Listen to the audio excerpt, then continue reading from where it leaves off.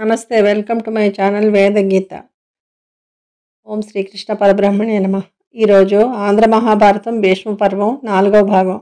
అర్జునుడు పెద్దలను నొప్పించడం మంచిది కాదు. మనం వారిని జయించినా వారు మనను జయించినా రెండూ నాకు ఒక్కటే, దుఃఖహేతువులే అని అంటాడు. నేను నీ శిష్యుడను, ధర్మం తెలియని మూఢునను. నాకు జ్ఞానోపదేశం చేసి కర్తవ్యాన్ని తెలుపమని అర్జునుడు శ్రీకృష్ణుడితో అంటాడు. ఆ మాటలకు శ్రీకృష్ణుడు గట్టిగా నవ్వుతూ కలకల నవ్వి ఇలా అంటున్నాడు, ఉపదేశిస్తున్నాడు. ఆత్మకు మరణం లేదని, శాశ్వతమని ఎక్కువ విధాలుగా ఆత్మతత్వం గురించి శ్రీకృష్ణుడు అర్జునుడికి చెప్పాడు.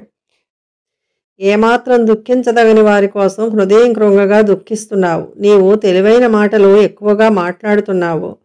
బ్రతికి ఉన్న వారికి, విధివశం చేత చనిపోయిన వారికి పండితులు దుఃఖిస్తారా? మనసు ఉజ్వలమైన వివేకంతో కూడినదైతే దుఃఖాలన్నీ నశిస్తాయి అని పలికి పార్థునికి పరమజ్ఞానమునకు కారణములకు వాక్యమునకు వినుటకు సిద్ధం చేసి, మానవదేహము బాల్యం, యవ్వనం, వార్ధక్యం అనే అవస్థలు పొందినట్లుగా చినిగిపోయిన పాత బట్టలు విడిచి కొత్త బట్టలు ధరించినట్లు ఆత్మ ఒక దేహాన్ని విడిచి మరి ఒక దేహాన్ని పొందుతుంది అని శ్రీకృష్ణుడు అర్జునుడికి తత్వజ్ఞానం ఉపదేశించడం మొదలుపెట్టాడు.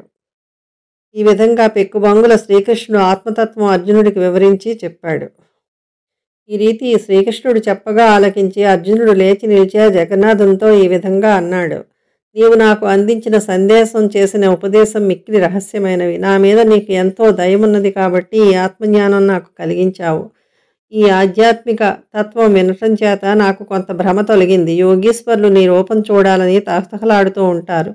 సాటిలేని విభూతితో వెలుగొందే నీ ఆకారం వీలైతే దయచేసి నన్ను కనుల పండుగగా దర్శింపచేయము.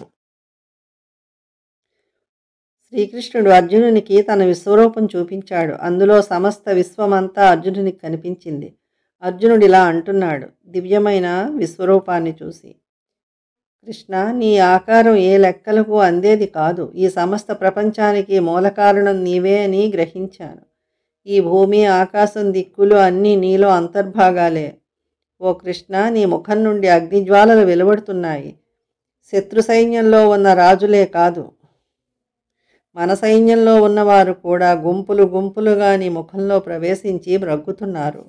కరుణతో నీవెవ్వరివో నాకు తెలియచెప్పు అని అర్జునుడు తన ఆశ్చర్యాన్ని తెలియచేశాడు. అప్పుడు కృష్ణుడు, నేను లోకక్షయకర్తయ్యకు యముడను సుమా అని చెప్పి, ఇప్పుడు ఈ కురుక్షేత్ర యుద్ధంలో ఈ జనసందోహాన్ని సంహరించడానికి పూనుకున్నాను. నీవు చంపుతున్నట్లు భ్రమపడకు.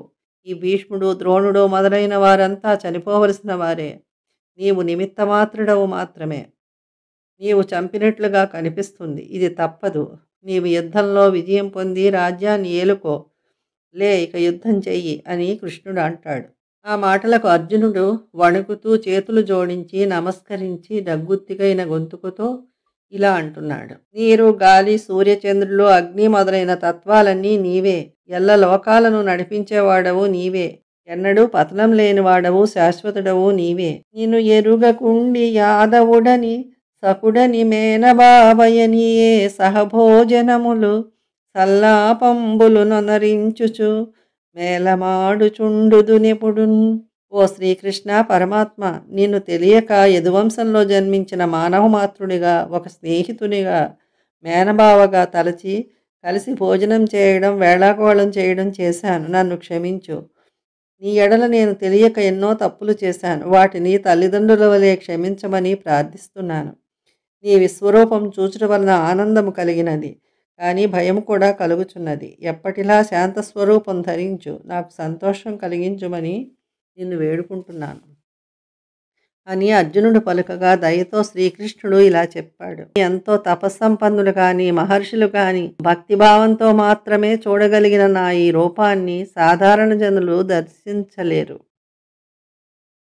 నీకు మాత్రమే చూపాను అని చెప్పి కృష్ణుడు, అర్జున, నీవు బాధపడవద్దు.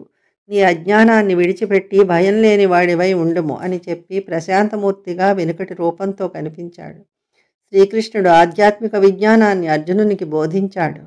అర్జునుడికి కలిగిన సందేహాలన్నింటినీ పోగొట్టాడు. అర్జునుని మనస్సులో ఉన్న కలతను పోగొట్టాడు. ఈ విధంగా ఉపనిషత్తుల సారం అనదగిన సందేశం అందించి, అర్జున, నీకు మిక్కిలి రహస్యమైన జ్ఞానాన్ని అందించాను. నీవు ఈ సందేశాన్ని అవగాహన చేసుకుని నీకు నచ్చినట్లు ప్రవర్తించుము. ఇంకొక విషయం జాగ్రత్తగా విను. ధర్మాలు ఎన్నో ఉండవచ్చు, ప్రత్యామ్నాయ ధర్మాలు ఎన్నో ఉండవచ్చు. వాటినన్నిటినీ విడిచిపెట్టి రక్షించేవాడిని నేను ఒక్కడినే అని నన్ను నమ్మి శరణు పొందుము చాలు, నీకు సంతోషం చేకూర్చగలను.